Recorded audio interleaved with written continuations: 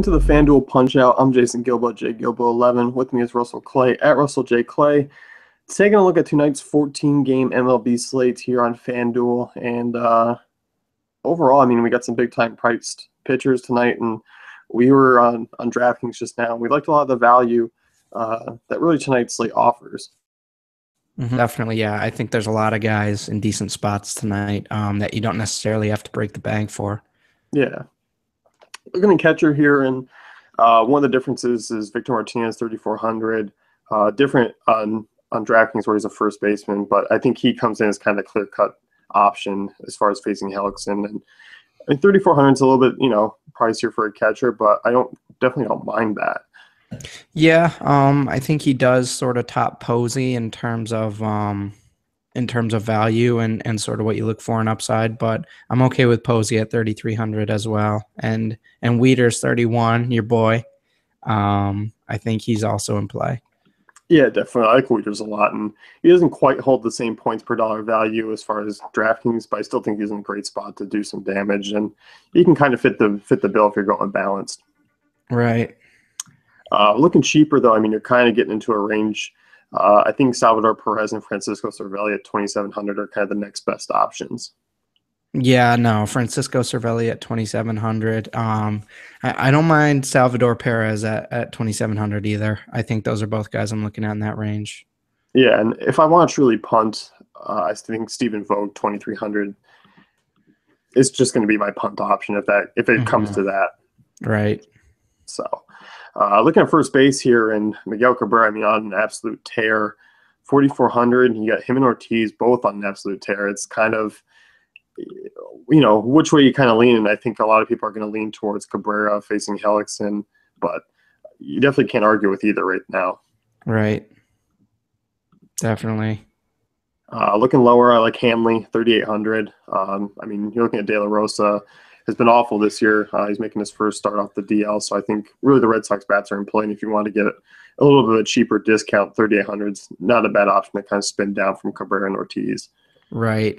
Jose Abreu, not the same. 3,600 on DK is a little different than 3,700 on FD. So not quite the same value. He still is in play for me as sort of a contrarian tournament play, though. Yeah, definitely. I mean, 3,600 or 37, whatever it was on DK is. That's dirt cheap. I mean, you feel better about taking that risk. Here, it's a little bit more pricier. That'd be like 3,100 here. So yeah, definitely different. Yeah, but I mean, Tomlin, 353 WOBA allowed to right-handers, 1.82 home runs per 9. I definitely don't hate the matchup, and I like the ballpark factors there. So I think he's certainly in play. And I think Brandon Belt's he was the same guy that we talked about in DK, but not quite that price tag here on draft or on FanDuel. So I'm not really too inclined to pay it up here. Right. Yeah, I'm with you. Anyone down low you take a shot at? Yeah. No, I like staying in that 33 to 38 range. Yeah, I'm with you there. I can't really get behind. I think first base is kind of the spot to pay up for. I mean, Byung-Ho Park is an all right option, but he's not someone that is low enough to where I'm really thinking about, unless it's a tournament, sort of getting off these options in the mid-range today.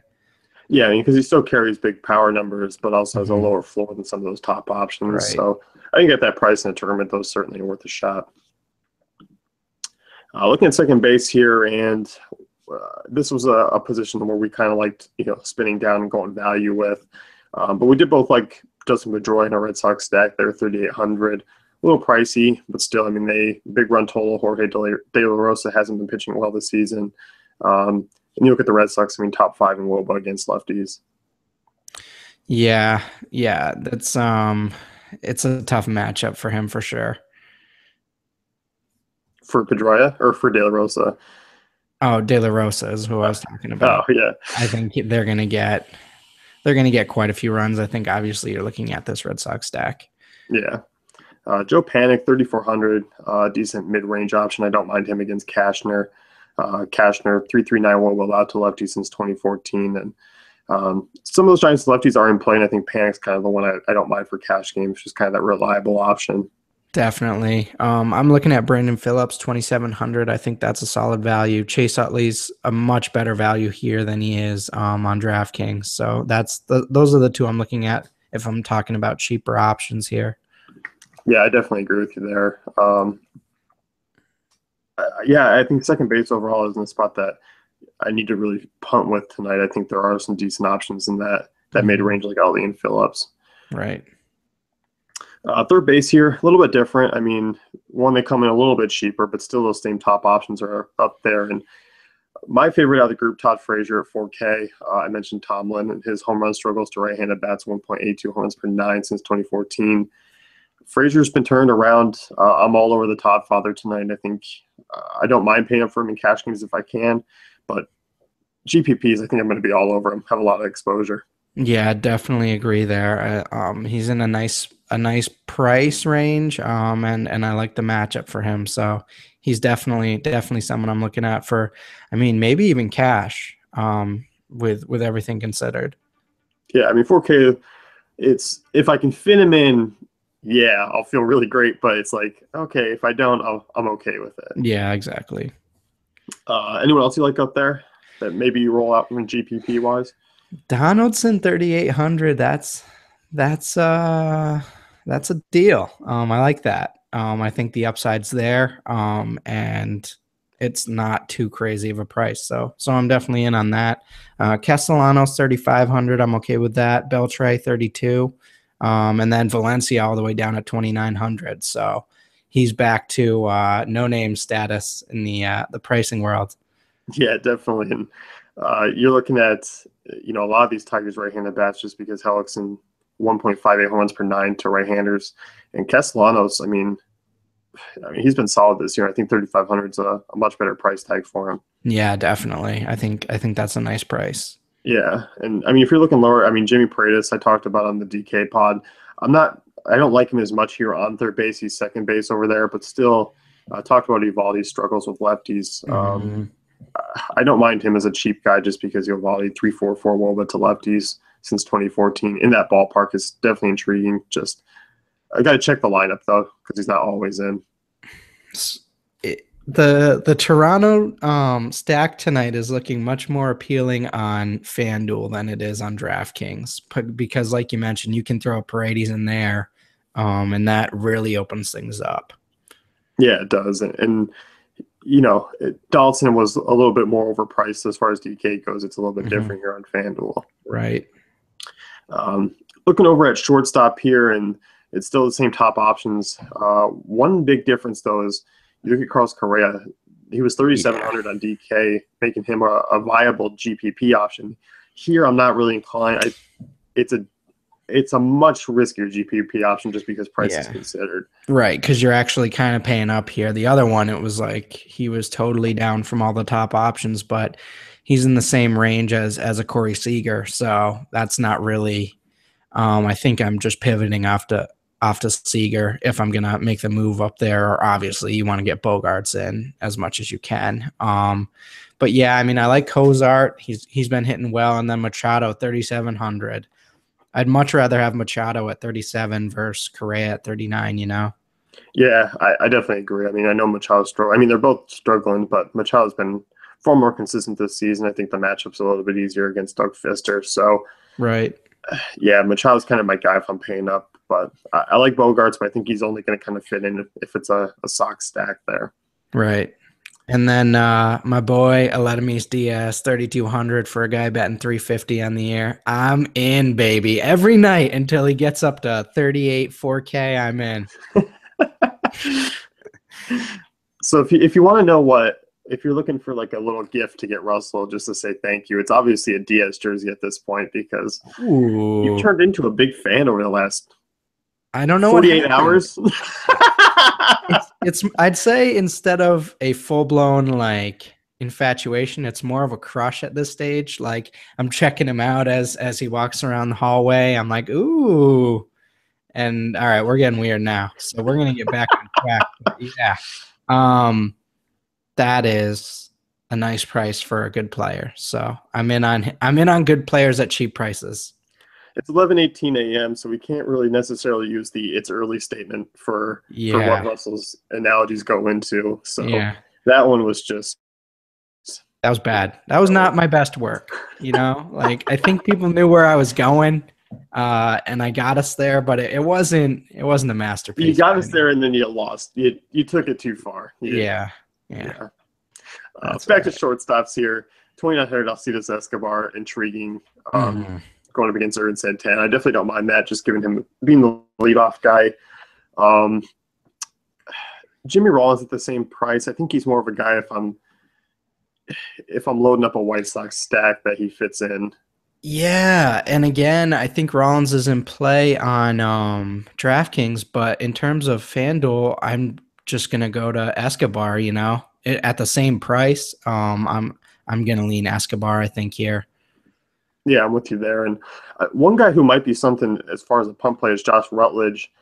Travis Shaw is expected to be out tonight for the Sox, and Josh Rutledge would fill in. Mm-hmm. 2,300 at shortstop. I mean, I don't Mm-hmm. hate that price tag, especially going up against De La Rosa. Rutledge is going to have to left you righty matchup there. Yeah, and I mean he's had some big games recently for nothing. So it's there. The upside is there for him as a punt play. So yeah, definitely in play for a lower owned sort of option. I think that's a great sort of long GPP play. The fact that he's at shortstop makes it so much easier to Yeah. accommodate. Yeah. He's not a third base eligible, so it's like, okay, I don't have to really Mhm. necessarily spend down at a good position. Yeah, and I mean it's also an interesting almost leverage play on the Red Sox stack if you don't play the stack and then just hope sort of the bottom of that lineup does more of the production. So that's something to look at there. I mean, you could almost go with a Red Sox stack it starts off with Hanley Ramirez, goes Chris Young, goes Josh Rutledge. I Mm, mean, that's sort of a yeah, contrarian mini stack, and you're still getting three right-handed bats and getting exposure to Jorge De La Rosa still at a very cheap price tag. right. I think that's a very interesting way to go and sort of a different take because a lot of people are going to be on Ortiz. So Yeah, and um, you look at that. I mean, one that pairs up with a sale because of their price tags, so mhm, it's something to consider tonight. definitely. Anyone else you think we forgot at shortstop here?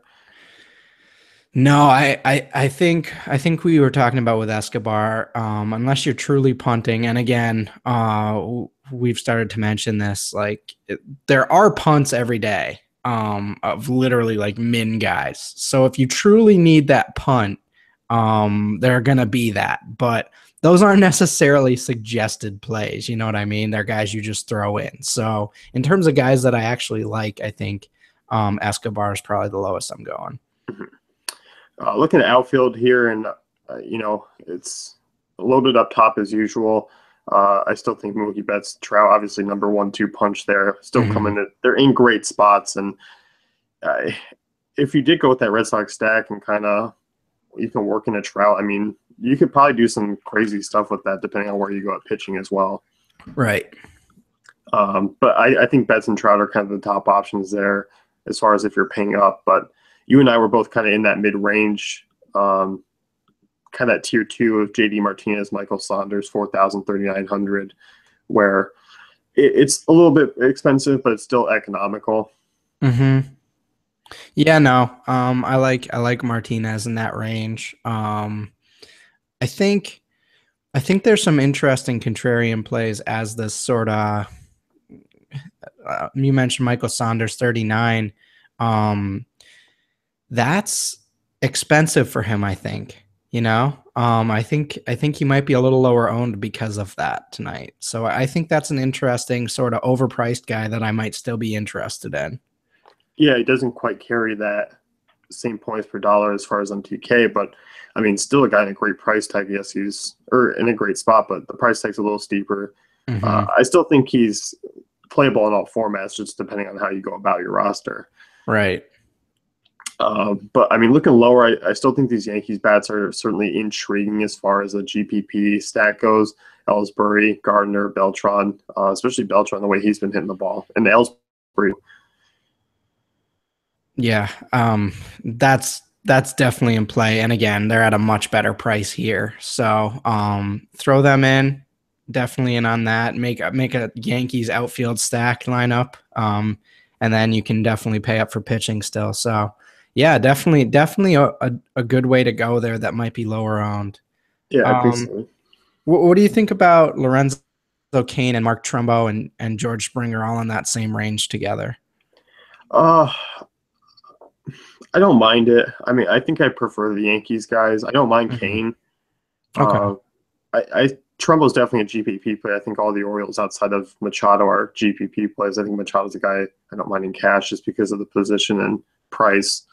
I think the Orioles are kind of that GPP team tonight to look at just because of the recent struggles. I mean, Right. they came off that Angel series facing three bad pitchers, and I mean, really whiffed on most of them. And I know we're not supposed to look at the box scores and just simply look at it that way, but this dude Cameron Maben, uh, I mean, sometimes it's so extreme. He's batting like 500 so far in like 24 at bats this year. He's gotten over 15 FanDuel points in six of his last 7 games. So he's been dominant, to say the least. And he's only 3,200 tonight. Is he a tournament viable option, or is that just looking at the box score and not very responsible? No, he is. I mean, you look at the matchup against Hellickson, it's not bad. I mean, I think if it was maybe a different pitcher, like, you toss in Nola or something, you'd be like, okay, he's been great, but tougher matchup. But here against Hellickson, regardless of maybe hitting the bottom of the order, I definitely don't mind it. Mm-hmm. Looking low, I mentioned Chris Young as far as that stack, 2,500 there. Young mashes left-handed pitching, starting to come around here in Boston, so I think he's kind of that I don't mind going with. Yeah, I like that call, and cheap, very cheap. So another nice way to get some shares of that offense. Yeah, definitely. I mean, there's not a ton of cheap guys that I was in love with. I mean, last night was a little bit different. Mm-hmm. I mean, looking around this range, I don't mind Adam Jones at 2,800. I was gonna say, so you're not totally in on the Baltimore right-handers tonight, other than Machado. Yeah, I still think GPP wise, it's definitely worth a look because you like the ballpark. Fister, I mean, average, but he's been pretty tough on right-handers this year, and Mm-hmm. always know he's not a big strikeout guy. He's been pitching to contact, and he hasn't been allowing a ton of hard balls. So I guess I prefer the Tigers. I prefer the Red Sox, but Baltimore seems like a pretty cheap stack at this point. Right. Yeah, I'm with you. So overall, I mean, I think outfield pricing is a little bit different here on FanDuel. There's not a ton of low end options that I'm in love with. So No, much think different. I think infield I'm going to calorie and kind of pay up for my outfield options. Yeah, I think that's the move here. Unless you're sort of gonna go with the Yankees, which is a much better option here. Yeah, I definitely agree. That's going to wrap things up here with the FanDuel Punch Out. Be sure to check out dailyfantasycafe.com for our great tools and content.